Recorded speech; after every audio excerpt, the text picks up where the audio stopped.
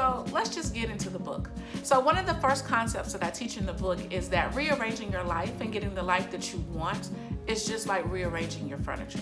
So there are some easy pieces of furniture you can move, right? For example, look at this lamp. I can pick the lamp up. I can decide I want the lamp on the table. I want it on the other end of the table. I don't even want this room to have a lamp. I can make that decision. And it really didn't involve a lot of energy for me. But then there are some bigger things, like if I wanted to move the sofa, I would actually have to get some outside help. I can push and push as much as I can, and then if it doesn't move where I need it to move, I need to get some help. And so that's really how your life works. Whether you're working with something physical, which could be your physical appearance, for example. I, at one point, wanted to be smaller. Now I'm okay with my size, but at one point I wanted to be smaller. First, I had to ask myself, was my body designed to be smaller? So you can go on a diet, you can try to lose weight, but it has to be a realistic goal. Can your body actually do what you're asking it to do? Or do I need to change my perception of what my body needs to be able to do? Once I realized my actual bones are not small. For example, I wear a size 10 shoe, I wear a size 10 ring. So there's only so small that Janyata is ever going to get. I decided that I was going to accept that. But I did decide that there were certain parts of my body I didn't have to accept. I don't have to accept having a gut. I don't have to accept having, flabby arms if that's something that bothers me. But the actual shape of my body has been predetermined before I even got here. And so there are some things about your life that are going to be hard to move, just like that sofa. You're going to have to get some outside help to do.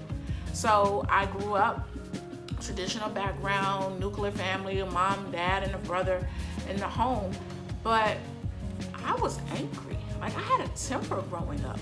And I wasn't very kind, I wasn't very forgiving, and I was very hard on people. Well, I wanted to move that. I wanted to change that. And I was able to do that over time by some simple steps. First, I had to acknowledge the fact that I didn't want to feel like this all the time. I don't like getting that angry. It makes my head hurt. I feel sick. Then I have to remember I'm mad at the person next time I see them. I didn't like that feeling. So first I accepted I don't like the feeling.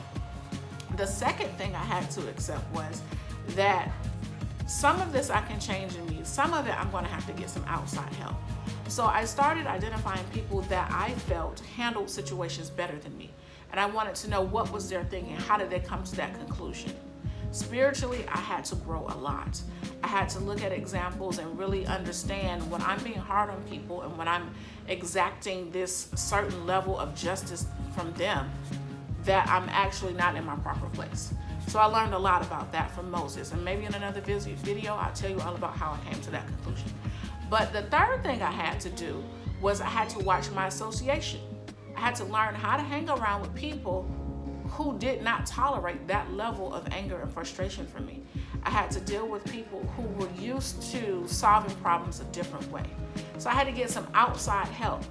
Eventually, I went to therapy, not necessarily for my temper, but as a result of going to therapy, I was able to learn that I have this whole rule book in my brain that is not anybody else's rule book. Nobody else signed up to join Jan's world, and no one else decided that they're going to follow life according to Jan. So I had to learn to just shift my perception. But just like moving a sofa, I got some help and I was able to shift my personality. Remember, it is what it is, but it definitely doesn't have to be that way.